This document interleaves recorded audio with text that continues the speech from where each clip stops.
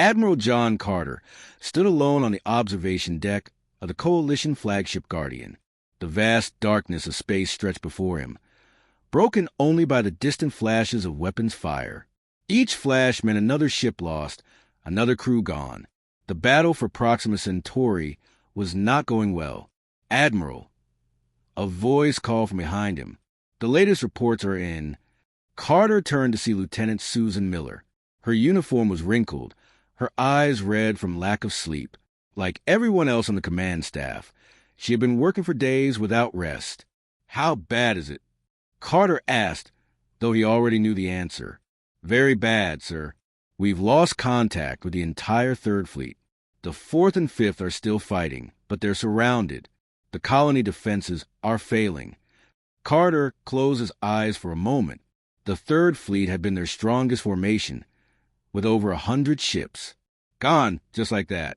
"Casualties?" he asked. "At least 40,000 military personnel," Miller replied, her voice quiet. "Civilian numbers are still coming in, but the Arcturians targeted the main settlement domes first. We're looking at hundreds of thousands, maybe more." Carter walked to the tactical display that dominated the center of the room. It showed the Proxima Centauri system, the closest star to Earth's sun. Red icons swarmed across the display, representing Arcturian vessels. The blue coalition ships were few and scattered. 7 years, Carter said. 7 years we've been fighting them, and they just keep coming. Stronger each time. The Arcturians had appeared at the edge of known space 7 years ago. At first, they seemed peaceful, interested only in trade. But that changed quickly. Their first attack came without warning, destroying an entire colony world. Since then, they had pushed steadily toward the core systems, conquering everything in their path. "Sir, we received a message from General Evans on Proxima Colony," Miller said, checking her data pad. "They can't hold out much longer. They're asking for evacuation support." Carter's face hardened. "How many people are still on the surface?" "Almost 3 million, sir." 3 million people. Men, women, children, all facing slavery or death under Arcturian rule. But the Coalition simply didn't have enough ships to evacuate them all. Not while fighting a losing battle. "Tell General Evans to focus on the children," Carter said finally. "Use whatever civilian ships are still intact. We'll try to create a corridor for them to escape." "Sir," Miller hesitated. "The Arcturians have started targeting escape vessels. They're not allowing anyone to leave." Carter slammed his fist against the display table. "Damn them! What kind of enemy fires on unarmed civilian ships?" "The kind we can't beat," said a new voice. Carter looked up to see Ambassador William Gray entering the command center. The diplomat looked as tired as the rest of them, his usual perfect appearance now disheveled. "We can't talk like that, Ambassador," Carter said firmly. "Not in front of the crew." Gray moved closer, lowering his voice. "John, you know I respect you, but we need to face facts. The Coalition is losing this war. The Arcturians are too advanced. Each time we develop a new defense, they adapt within days. It's like they're evolving their technology in real time. What would you have me do? Surrender? You've seen what they do to conquered worlds." Gray shook his head. "Not surrender, but we need help. We need Earth." The word hung in the air between them. Earth, humanity's homeworld, the birthplace of the species that had helped form the coalition of allied worlds centuries ago. But Earth had withdrawn from galactic affairs long ago, choosing isolation and neutrality. "Earth won't help us," Carter said. "They've rejected every appeal we've made." "Then we need to try again," Gray insisted. "Make them understand what's at stake." Before Carter could respond, alarms blared throughout the ship. The tactical display flashed with urgent warnings. "Arcturian forces have broken through the main defense line," called out Commander Ryan Davis from the tactical station. "They're heading straight for us." Carter rushed to his command chair, strapping himself in as the ship's automatic systems prepared for combat. "All hands to battle stations. Helm, prepare for evasive maneuvers." The Guardian shuddered as its engines powered up. Around them, the few remaining Coalition ships moved to form a protective screen. "Sir, we're getting readings on the enemy flagship." Davis reported. It's huge, at least twice the size of anything we've encountered before. The tactical display showed the massive Arcturian vessel. It dwarfed the surrounding ships, even its own escorts. Energy readings from the vessel were off the charts. What is that thing? Miller whispered. The Arcturian High Command must have decided to join the battle personally, Gray said. They sense victory. They haven't won yet, Carter replied firmly. Signal all ships. Concentrate fire on their support vessels. We need to isolate that flagship. The battle that followed was brief and brutal. Coalition ships fought bravely, but they were outmatched. The Arcturian weapons tore through their shields like they weren't even there. One by one, the blue icons on the tactical display winked out. Direct hit on decks 4 through 7. Davis shouted over the sound of emergency klaxons. We've lost main power to the weapon systems. The Guardian rocked violently as another hit struck home. Sparks flew from control panels, and emergency lighting kicked in as main power fluctuated. Status report. Carter demanded, holding onto his chair as the ship shook around him. Shields at 12%, Miller replied, her hands flying over her console. Weapons offline. Life support operating on backup power. We've lost 37% of the crew. Carter looked at the tactical display. The Guardian and just 3 other coalition vessels remain operational. Against them, over 200 Arcturian ships advanced steadily. Send a message to coalition headquarters. Carter ordered. Proxima Centauri has fallen. Request immediate reinforcements to the Tau Ceti line. That's our last offensive position before they reach the inner systems. Sir, Miller's voice faltered. Communications are down. We can't get a message out. Carter stared at the display, watching as Proxima Colony's defense grid finally collapsed. The Arcturians would begin their ground invasion soon. Millions would die or be enslaved. Sir, what are your orders? Davis asked. For a moment, Carter was silent. Then he straightened in his chair. Set course for Tau Ceti. Maximum speed. We need to warn them what's coming. But, sir, the colony, Miller began. Is lost, Carter finished, his voice heavy. We can't help them now. But we can make sure their sacrifice means something. We need to regroup at Tau Ceti and prepare for the next battle. As the Guardian limped away from the devastation at Proxima, Carter turned to Ambassador Gray. You were right. We need Earth. I'll take you there myself. The Council won't listen to another plea, Gray warned. They've turned us down too many times. Then we'll make them listen, Carter said, his eyes hard. Because if Earth doesn't join this fight now, there won't be anything left to save. The ship jumped to faster-than-light travel, leaving behind the burning colony and advancing Arcturian fleet. In the observation lounge, Carter watched the stars streak by, thinking of the 3 million souls they were leaving behind. Few now remembered that Earth had once possessed the most formidable military force in the galaxy. Before the Great Peace of 2189, humanity's warships had been feared throughout known space. Their weapons technology had been decades ahead of other species. But after centuries of devastating wars, Earth had turned away from violence, locking away its terrible weapons and mothballing its mighty fleets. At least, that was the official story. Ambassador, Carter said quietly, what do you know about something called Project Phoenix? Gray's eyes widened slightly. Where did you hear that name? My grandfather was in Earth Fleet Command before the disarmament. He mentioned it once when I was young. Said it was Earth's insurance policy. Gray looked around to make sure they were alone. It's just a rumor, a conspiracy theory. The idea that Earth never really disarmed, that they kept building ships and weapons in secret. Some believe they have an entire fleet hidden away somewhere, with technology we can't even imagine. And do you believe it? Carter asked. Gray was silent for a long moment. I believe that Earth has always been cautious. And I believe that no species completely abandons its ability to defend itself. He leaned closer. But if Phoenix is real, it would take something extraordinary to bring it out of hiding. Carter looked back at the stars, streaking past. Then let's hope the fall of Proxima is extraordinary enough. Because if not, we're about to lose everything. The Guardian sped toward Tau Ceti, carrying with it perhaps the last hope for the Coalition. Behind them, the Arcturian conquest continued. Ahead lay uncertainty and the long neutral world of humanity's birth. Earth's decision would determine the fate of 1,000 worlds. All hope was not yet lost, but it was fading fast. The Guardian limped into Earth's solar system 3 days later. The once proud Coalition flagship now bore the scars of battle, hull breaches sealed with emergency patches, weapon systems dark and powerless, life support operating on minimal levels. Of the original crew of 2,000, fewer than 1,500 had survived. Admiral John Carter stood on the bridge as Earth came into view on the main screen.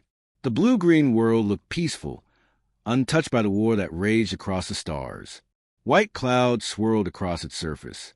Oceans sparkled in the sunlight. It was hard to believe that this single planet had once been the military power center of the galaxy. "We're being hailed," Lieutenant Susan Miller reported from her station. "Earth Defense Command wants to know our intentions. Tell them we request emergency docking and an immediate meeting with the United Earth Council," Carter replied. "Inform them that Ambassador Gray is aboard." Miller nodded and relayed the message. Several tense minutes passed before the response came. "They're granting us clearance to dock at Orbital Station Alpha," she said. "But they're only permitting you and the ambassador to descend to the surface. The rest of the crew must remain aboard." "Typical," muttered Commander Ryan Davis. "They don't want too many reminders of the war they're ignoring." Carter shot him a warning look. "We're guests here, Commander. We'll follow their protocols." 6 hours later, Carter and Ambassador Gray stood in the antechamber of a United Earth Council's meeting hall. Through the tall windows, they could see the gleaming spires of New Geneva, Earth's capital city. Everything looked so normal, so unaffected by the conflict that was consuming the rest of human space. "They've kept us waiting for hours," Carter said, checking the time. "Do they not understand the urgency?" Gray straightened his diplomatic uniform. "The Council operates at its own pace.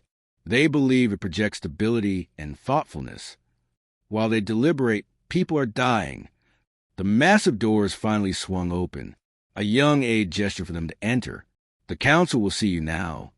The United Earth Council chamber was a vast circular room with tiered seating. 50 council members sat in a semicircle, facing a central speaking platform. Above them, a dome ceiling displayed a real-time map of Earth's solar system, with thousands of civilian ships moving in orderly patterns. Council President Maria Diaz sat at the center of the front row. Her silver hair was pulled back in a severe bun, her expression equally stern. "Ambassador Gray," she said as they approached the platform, "the Council recognizes you. We were not, however, expecting Admiral Carter." Gray bowed slightly. "Thank you for seeing us, Madam President. The Admiral's presence was necessary given the extreme nature of recent events." "Very well," Diaz replied. "You may present your case.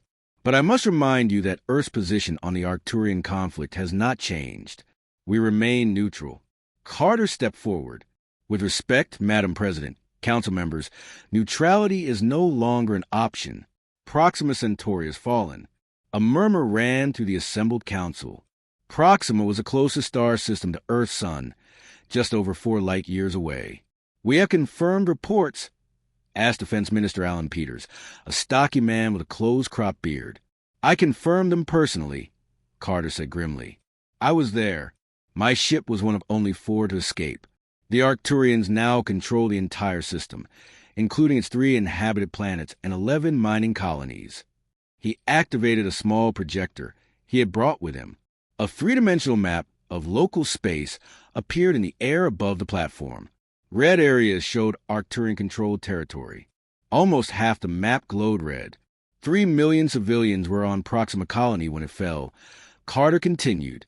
"Based on the Arcturians' previous patterns, those who weren't killed in the initial assault will be enslaved. The Arcturians have never allowed evacuations. They never take prisoners of war. And they never, ever negotiate. This is disturbing news," President Diaz admitted. "But Earth has maintained its security by remaining apart from these conflicts. We have strong planetary defenses." "Which won't mean anything against their new flagship," Carter interrupted. We encountered it at Proxima. It's unlike anything we've seen before. Its weapons cut through our strongest shields like they weren't even there. Gray stepped forward. Madam President, Council members, we've come here today not just to share information, but to request Earth's direct military intervention. The statement hung in the air. Several Council members shook their heads. Earth has no military to offer, said Minister Peters carefully. As you know, we disarmed after the Great Peace. Our ships were decommissioned, our weapons sealed away. Carter exchanged a glance with Gray. It was time to play their last card. Is that entirely accurate, Minister? Carter asked quietly. Peters stiffened slightly. I don't understand what you're implying, Admiral. Project Phoenix. Carter said clearly. The council chamber went completely silent. President Diaz's expression hardened. Minister Peters' face paled visibly. This meeting is now classified, Diaz announced suddenly. A soft tone sounded, and the public viewing screens around the chamber went dark. All recording devices are now disabled. What is said in this room from this point forward falls under Earth's highest security protocols. She leaned forward, her eyes locked on Carter. How do you know about Phoenix? My grandfather was Fleet Admiral Joseph Carter, he replied. He was involved in the early stages before he retired to the colonies. He never told me details, but he made sure I knew the name. Diaz turned to Gray. And you, Ambassador? There have always been rumors, Gray said. Whispers that Earth's disarmament was largely for show, that the real military went underground. Most dismiss it as conspiracy theory, but in diplomatic circles, we pay attention to such rumors. President Diaz stood and walked down to the platform. Up close, Carter could see the lines of worry on her face. For 50 years, she said quietly, Earth has maintained the illusion of total disarmament. It was deemed necessary after the horrors of the last war. The public needed to believe we had truly embraced peace. But the Council has always understood a fundamental truth. Peace is maintained through strength. She gestured, and the solar system display above changed. The image zoomed in on Earth's moon, then below its surface. There, in vast underground chambers, row upon row of warships became visible. Not old, mothball vessels, but sleek, modern craft unlike anything Carter had ever seen. Project Phoenix, Diaz continued, is Earth's insurance policy, a completely self-contained military force with its own shipyards, training facilities, and research divisions, hidden from public view, but always ready. Carter stared at the display in amazement. There weren't dozens of ships or even hundreds. There were thousands. How? He asked. How did you build all this in secret? Minister Peters joined them at the platform. The same way we maintain the secret. Gradually, carefully, one ship at a time, one crew at a time. 3 generations of Earth's best and brightest have served in the Phoenix fleet, lived entire careers in those lunar bases, and taken their secret to the grave. And these ships, Carter said, studying the unusual designs, they don't look like any coalition vessels I've seen. They wouldn't, Peters replied. While the coalition's military technology has evolved along expected lines, Phoenix pursued alternative paths, theoretical weapon systems that were once deemed too unpredictable or dangerous, defensive systems based on principles most scientists still consider impossible. Ambassador Gray looked troubled. If you've had this force all along, why have you allowed the coalition to fight alone? Why have you let millions die? President Diaz's expression turned grim. Because Phoenix is not just a military force, Ambassador. It is humanity's last line of defense. If we commit these ships and these weapons, there is no going back. We reveal not only our deception, but capabilities that will change the balance of power throughout known space forever. And now, Carter asked. Diaz looked at the projection of the Arcturian-controlled territory, steadily growing closer to Earth. Now we must decide, she said. The Council will vote on whether to activate Phoenix Protocol. The vote took less than an hour. The fall of Proxima Centauri had shaken even the most committed isolationists on the Council. The threat was no longer theoretical. It was 4 light years away and advancing. The Council has reached its decision, President Diaz announced when they reconvened. Project Phoenix is hereby activated. All fleets are ordered to combat readiness. Admiral Carter, you will be our liaison to the coalition forces. Carter felt a weight lift from his shoulders. For the first time in years, he allowed himself to feel hope. There's something you should know, he said to Diaz. The Arcturians are advancing toward the Tau Ceti system. If it falls, there will be no defensive line between them and Earth. The remaining coalition forces are gathering there, but without help, they won't last long. Diaz nodded. Then that's where Phoenix will make its stand. Minister Peters will take you to Luna Base. You'll need to brief our fleet commanders on Arcturian tactics and capabilities. As they prepare to leave, Ambassador Gray pulled Carter aside. This changes everything, he said quietly. Carter watched as the display showed Phoenix ships beginning to power up, crews rushing to battle stations. Yes, he agreed. But will it be enough? We still don't know the full extent of the Arcturians' power. We're about to find out, Gray replied, one way or another, as their shuttle left Earth's atmosphere, bound for the hidden lunar base. Carter looked back at the blue planet below. Peaceful, beautiful, unaware that its fate now hung in the balance. Earth had kept its secrets well. Now it was time to reveal them to the galaxy. The sleeping giant was finally awakening. The lunar surface looked barren and lifeless as Carter's shuttle approached. Craters dotted the gray landscape, unchanged for millions of years. Or so it seemed from above. Prepare for descent, the pilot announced. Luna Base opening main access port. Carter watched in amazement as a massive section of the lunar surface slid open, revealing a deep shaft leading down into the moon's interior. The shuttle descended slowly, passing through layers of security fields and armored doors. I never imagined anything this big could be hidden for so long, Carter said to Minister Peters, who sat beside him. Most of it is natural, lava tubes and caverns. Peters explained. We just expanded them over the years. The entire northern hemisphere of the moon is essentially hollow now. The shuttle finally came to rest in a vast underground hangar. As the doors opened, Carter was hit by the sounds and smells of a fully operational military base, machinery humming, orders being shouted, the scent of metal and engine oil. It reminded him of coalition fleet bases, but everything here seemed newer, more advanced. Welcome to Phoenix Command, Peters said as they stepped onto the hangar floor, the heart of Earth's true defense force. They were met by a tall woman in a crisp black uniform unlike any Carter had seen before. Her insignia marked her as a high-ranking officer. Admiral Carter, she said, extending her hand.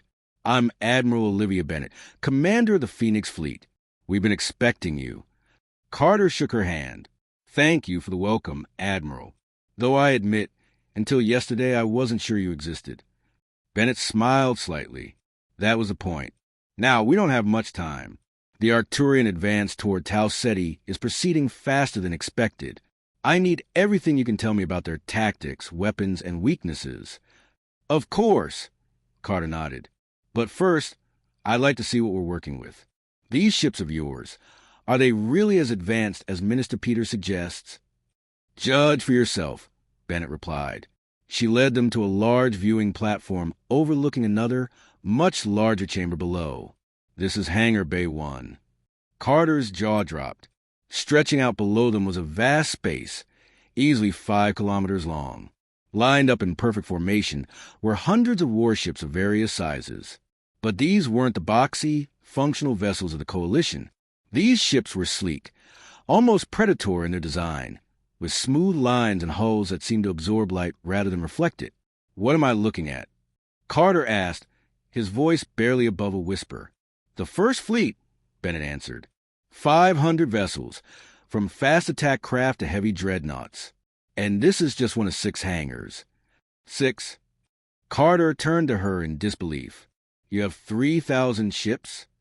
3,000 combat-ready vessels, yes, plus support craft carriers and specialized units. The Coalition lost over 300 ships trying to defend Proxima, Carter said. It was our largest force ever assembled in one place. And you're telling me you have 10 times that number? Bennett nodded. Quantity isn't everything, though. It's what these ships can do that matters. Would you like a closer look? She led Carter and Peters to a smaller hangar where a single ship waited, It was mid-sized, perhaps 300 meters long, with a sharp, angular prow and wings that swept back gracefully from its main hull. "This is the UES Vindicator," Bennett explained. "Our newest battleship class.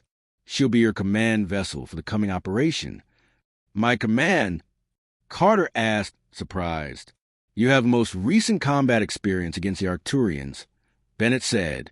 "We need that expertise. The Phoenix fleet has trained extensively, but we've never faced a real enemy." Carter walked slowly around the ship, studying its unusual design. "No visible weapon ports," he noted. "Special hull material?" "Quantum phase alloy," Bennett replied. "It absorbs and redirects energy attacks. And the weapons are there, they're just not visible until they're deployed." A hatch opened in the side of the Vindicator, and a ramp extended down to the hangar floor. A man in a captain's uniform appeared at the top. "Admiral Carter," he called. "Captain Frank Martinez. I've been assigned as your executive officer. The ship is ready for your inspection." The interior of the Vindicator was as impressive as its exterior. Clean, efficient design. Crew stations with holographic displays, more advanced than anything in the Coalition fleet. And at the heart of the ship, a bridge that seemed designed for comfort as well as functionality. "What's your power source?" Carter asked, examining the engineering readouts. "These energy levels are off the charts." "Miniaturized quantum singularity," Martinez explained. "Essentially a tiny black hole contained in a magnetic bottle. Nearly unlimited power, with none of the radiation issues of conventional reactors." Carter turned to Bennett. "And all your ships have this technology?" "The larger ones, yes. It allows us to power systems that would be impossible otherwise, like our quantum phase shields and gravitic weapons." "Those sound like theoretical concepts," Carter said. "The Coalition's best scientists said such things were decades away, if possible at all." Bennett smiled. "They were wrong. And that's not all. Let me show you our greatest advantage." She led Carter to a secure room deep within the ship. Inside was a single chair surrounded by a complex array of equipment. "This is a neural interface system," Bennett explained. "It allows a specially trained pilot to connect directly with the ship's systems. Reaction times are cut to almost nothing. The ship becomes an extension of the pilot's body." "Who operates this?" Carter asked, looking at the chair with a mixture of awe and unease. "I do," said a new voice. A young woman with short dark hair had entered the room behind them. "Lieutenant Rebecca Johnson. I'm the Vindicator's neural pilot." Carter studied her. She looked barely 30, but there was something in her eyes that spoke of intensive training and absolute focus. "Isn't this dangerous?" he asked. "Connecting your mind to a machine?" "All warfare is dangerous, Admiral," Johnson replied calmly. "But with proper training, the risks are minimal, and the advantages are decisive." Carter turned back to Bennett. "How soon can the fleet be ready to deploy?" "Most ships are already at combat readiness," she said. "We've been monitoring the Arcturian advance. We can have the first and second fleets at Tau Ceti within 24 hours. The rest will follow in waves." "Then we should get moving," Carter said. "Based on their previous patterns, the Arcturians will reach Tau Ceti in less than 3 days." Ambassador Gray, who had been quietly observing until now, stepped forward. "Admiral Bennett, what do we know about how the Arcturians will react to this new force? Will they retreat when faced with superior numbers?" Bennett looked to Carter for his assessment. "The Arcturians don't retreat," Carter said grimly. "In 7 years of war, I've never seen them withdraw, even when facing certain defeat. They fight to the last ship, and their troops fight to the last soldier." "Fanaticism?" Bennett asked. "Something like that." Carter nodded, though there's a strange logic to it, too. They never leave technology behind that we could study. Any ship in danger being captured self-destructs. "Then we need to be prepared for a major engagement," Bennett decided. "I'll order the first, second, and third fleets to deploy immediately. That's 1,500 ships." 1,500, Carter repeated, still struggling to comprehend the scale of Earth's hidden forces. "The Coalition's entire remaining fleet at Tau Ceti is barely 100 vessels. Then they're in for quite a surprise when we arrive. Martinez said with a grim smile. Preparations moved quickly after that. Carter spent hours briefing Phoenix commanders on Arcturian tactics and capabilities. Meanwhile, ships began launching from the lunar hangars in waves, rising to the hidden access points and forming up in Earth orbit. Carter stood on the Vindicator's bridge as the massive vessel lifted off. Through the view screen, he watched as hundreds of Earth ships moved into formation.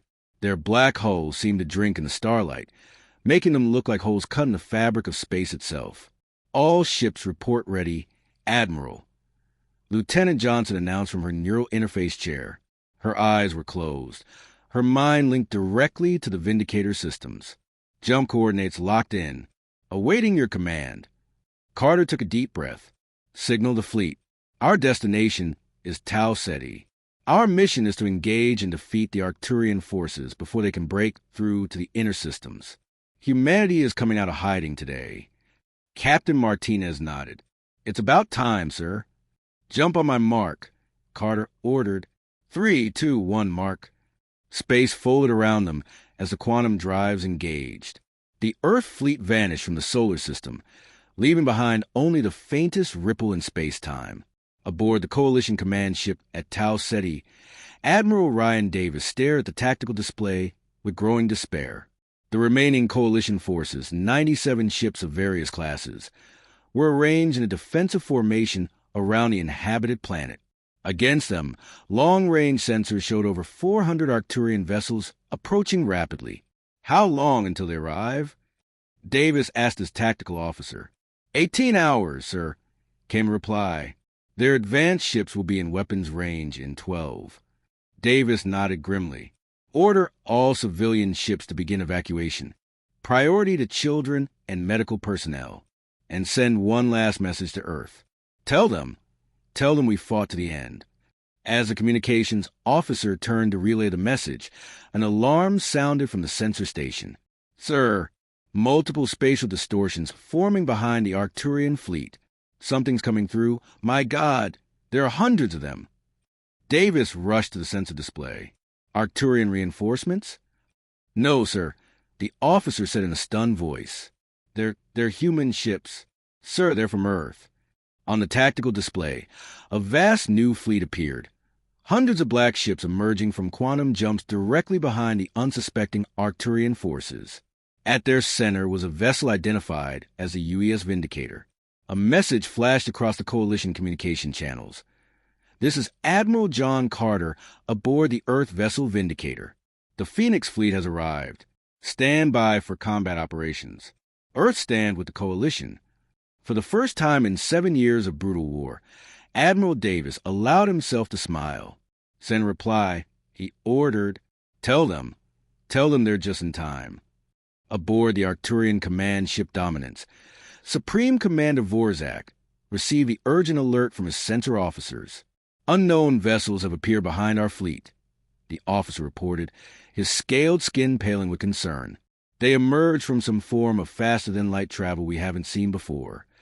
Vorzak, a towering figure with armor plates grafted to his natural exoskeleton, moved to the tactical display. His 6 eyes narrowed as he studied the readings. How many? He demanded.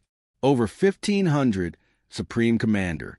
They appear to be of human design, but unlike any Coalition vessels we've encountered.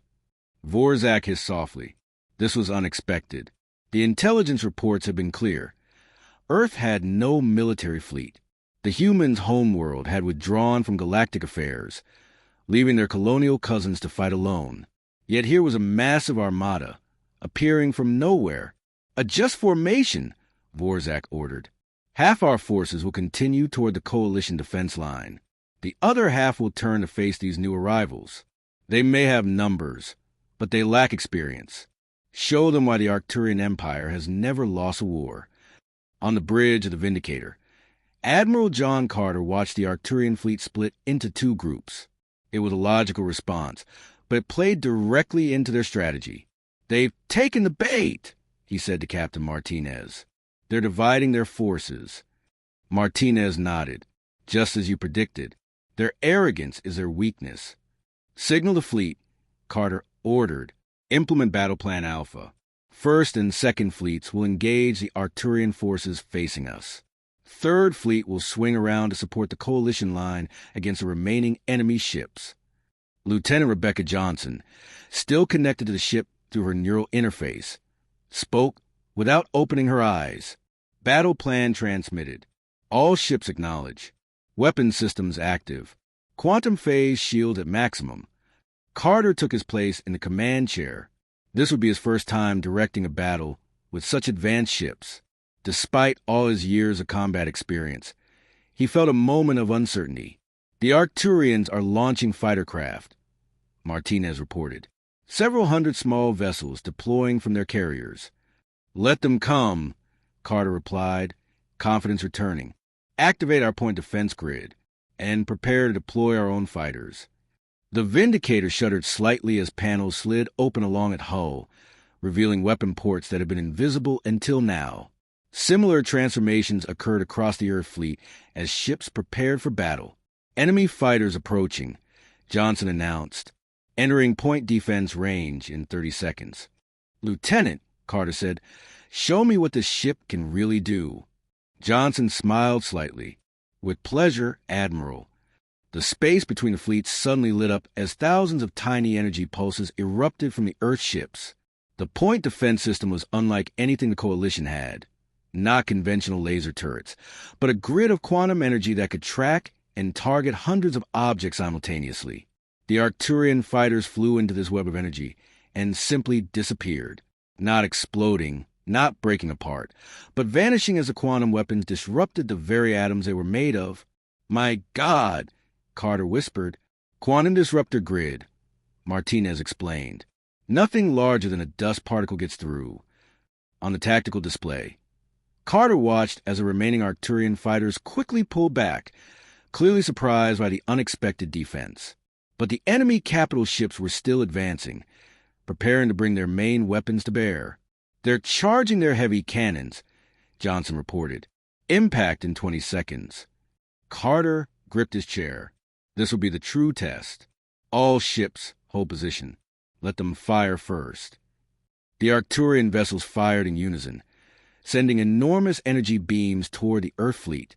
These were the same weapons that had torn through coalition shields like paper, destroying ships with a single hit. The beams struck the Earth vessels and did nothing.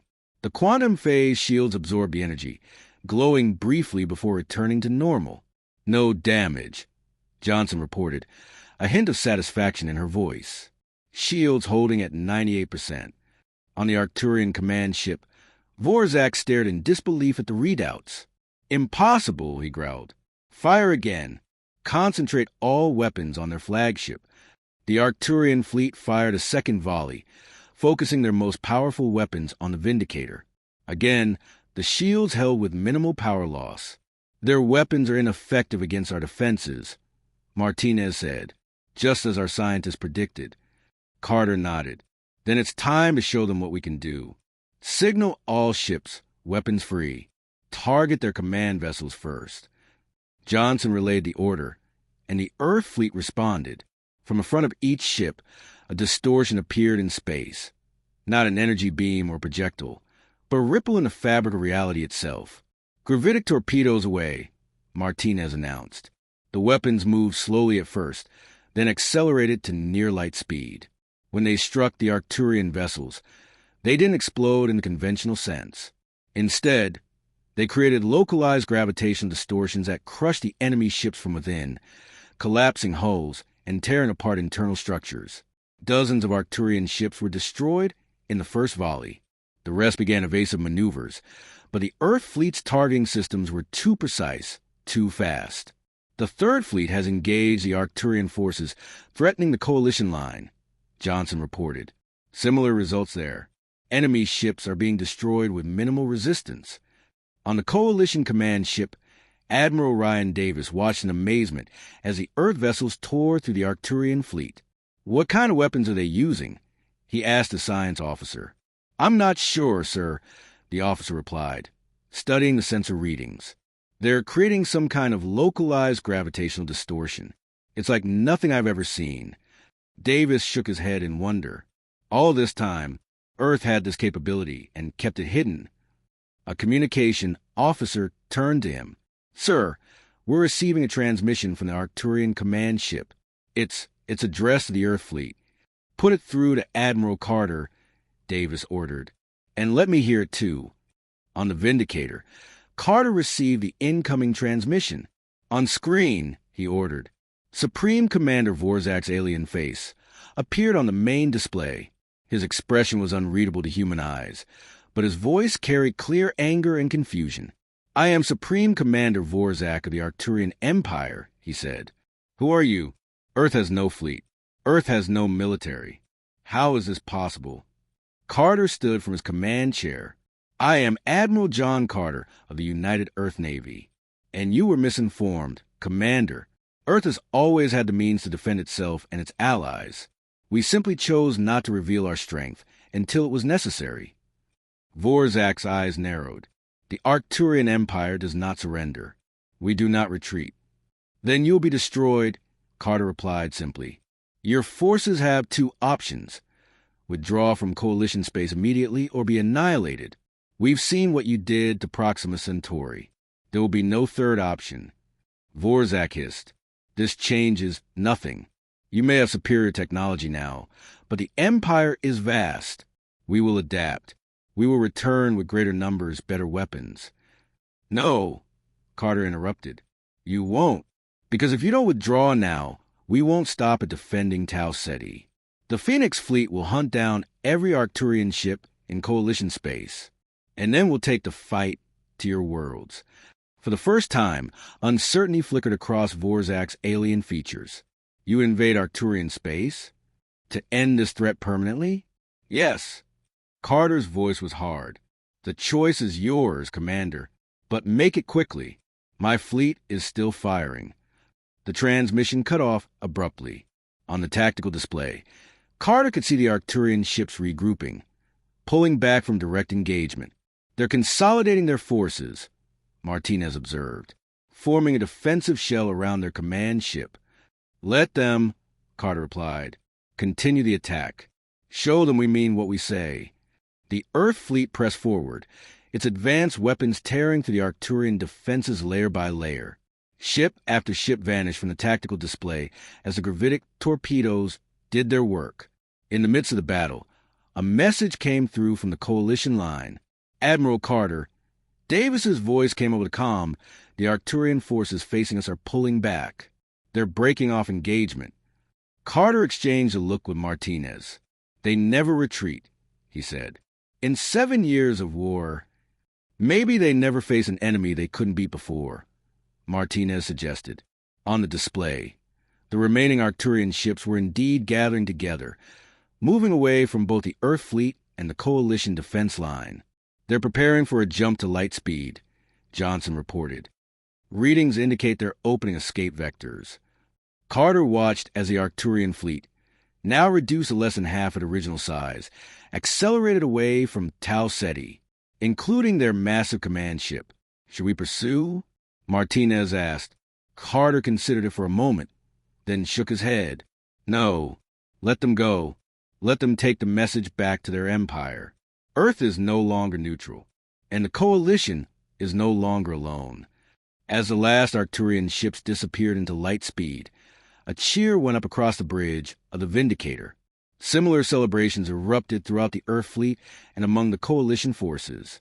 7 years of losing ground, 7 years of retreat and defeat, had ended in a single decisive battle. For the first time since the war began, the Arcturians had been not just defeated, but routed. Lieutenant Johnson disconnected from her neural interface, opening her eyes with a tired smile. Neural link disengaged. All systems nominal. "Casualties?" Carter asked. "Minimal, sir," Martinez replied, checking the reports. 12 Earth ships damaged, 3 severely. But no losses. The Coalition forces report similar figures. Carter let out a long breath. "Send a message to Luna Base and the United Earth Council. Tau Ceti is secure. The Arcturian fleet has retreated." As the message was relayed, Carter walked to the view screen, looking out at the stars. The galaxy had changed today. The balance of power had shifted. and humanity had revealed its true strength. They'll be back, won't they? Martinez asked, joining him at the screen. Probably, Carter nodded. But not soon. And when they do return, they'll find us ready. Earth and the Coalition standing together. The stars seemed brighter somehow, the darkness between them less vast. For the first time in years, the future held promise instead of dread. The phoenix had risen, and the galaxy would never be the same. 3 weeks after the battle at Tau Ceti, representatives from across the galaxy gathered aboard the UES Vindicator. The ship had been transformed from a vessel of war to a place of diplomacy. The large hangar bay now housed a circular table where delegates from 27 worlds sat together. Coalition members, neutral systems, and even a few former Arcturian client states that had broken away after news of the Empire's defeat spread. Admiral John Carter stood at the entrance, watching as the delegates filed in. He wore a formal dress uniform that still felt new and stiff. Beside him, Ambassador William Gray looked more comfortable in his diplomatic attire. Quite a gathering, Gray remarked. I never thought I'd see the day when so many worlds would come together like this. Carter nodded. Nothing unites people like a common enemy, or a powerful new ally. Speaking of which, Gray said, gesturing toward the door. President Maria Diaz entered, accompanied by Defense Minister Alan Peters and Admiral Olivia Bennett. The Earth delegation moved with the quiet confidence of people who knew they now held the balance of power in the galaxy. Admiral Carter, Diaz greeted him with a firm handshake. You've done remarkable work here. Thank you, Madam President, Carter replied. But the real test is still to come. The real test waited in a secure room adjacent to the hangar. Supreme Commander Vorzak of the Arcturian Empire had arrived under heavy guard to discuss terms. His once mighty command ship had been captured during the fighting at Rigel, where Earth forces had pushed the Arcturians back even further in the weeks following Tau Ceti. Is he cooperative? Diaz asked. As cooperative as a cornered predator can be, Carter answered.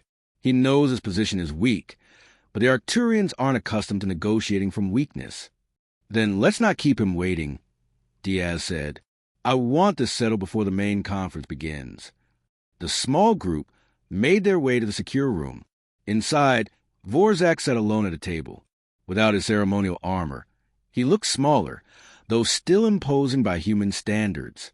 His scaled skin had a dull sheen, and his 6 eyes followed them as they entered.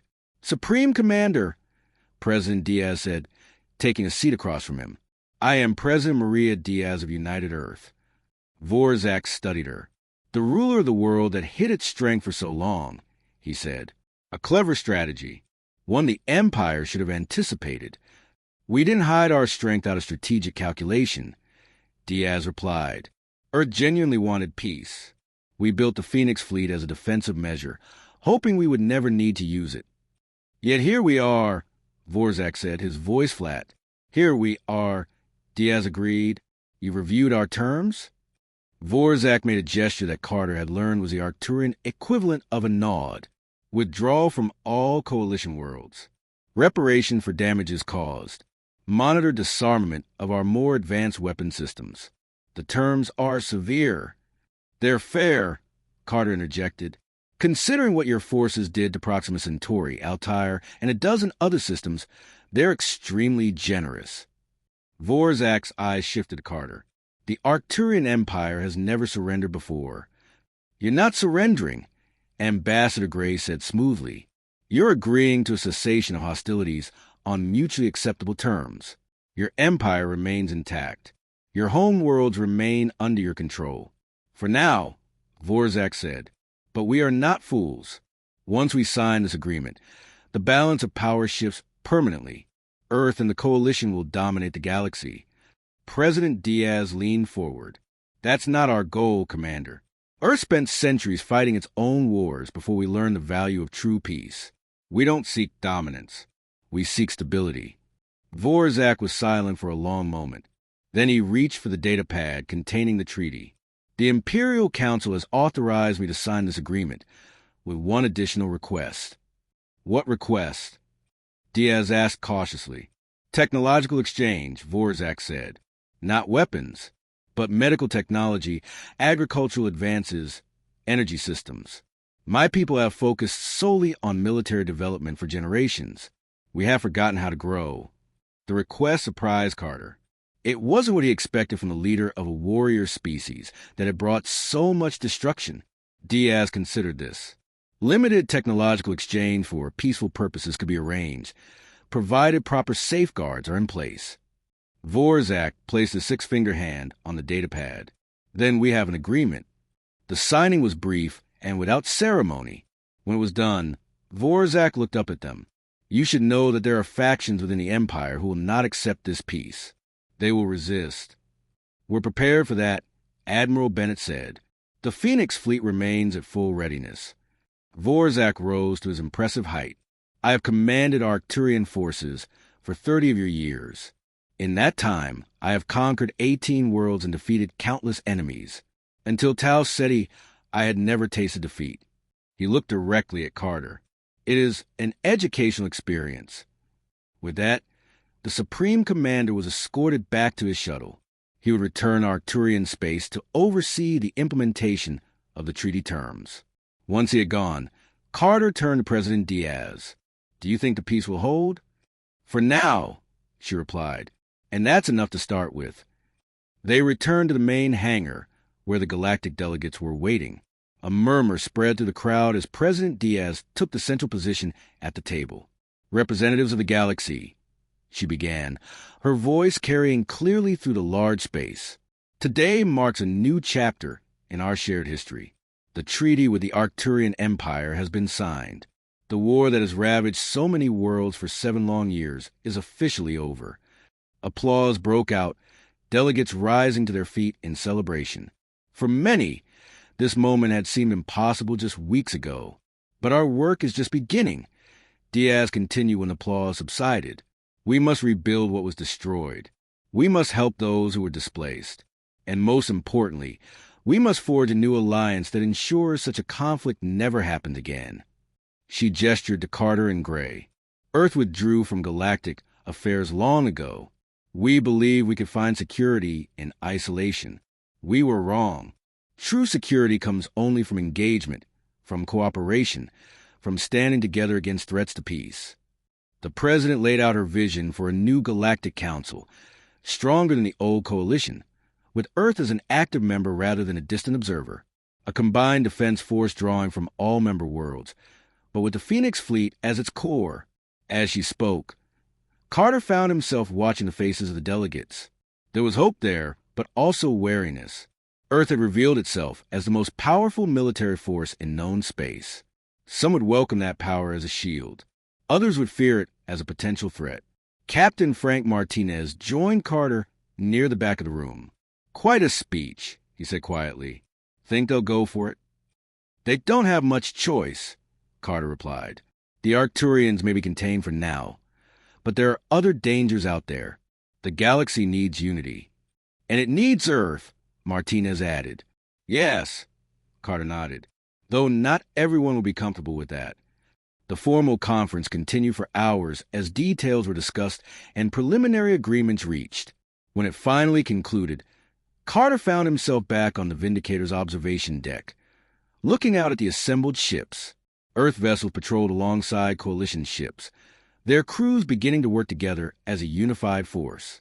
Lieutenant Rebecca Johnson joined him there, standing quietly beside him for a moment before speaking. Admiral Bennett says we'll be heading to Proxima Centauri next, she said, to begin liberation and reconstruction efforts. Carter nodded. It won't be easy. From what we know, the Arcturians did terrible damage there, but we'll rebuild it, Johnson said with quiet confidence. Better than before. Yes, Carter agreed. We will. He thought about how much had changed in such a short time. A month ago, he had been fleeing the fall of Proxima with a damaged ship and a desperate plan to seek Earth's help. Now he stood aboard the most powerful vessel in the galaxy, peace treaty signed, planning the reconstruction of the very world he had been forced to abandon. You know what impressed me most about Earth's forces? Carter said after a moment, not the technology, not the weapons or the ships, but the restraint. Johnson looked at him questioningly. Earth had this power all along, Carter explained. The Phoenix fleet could have dominated the galaxy decades ago, but instead it waited, hidden away, used only when truly needed.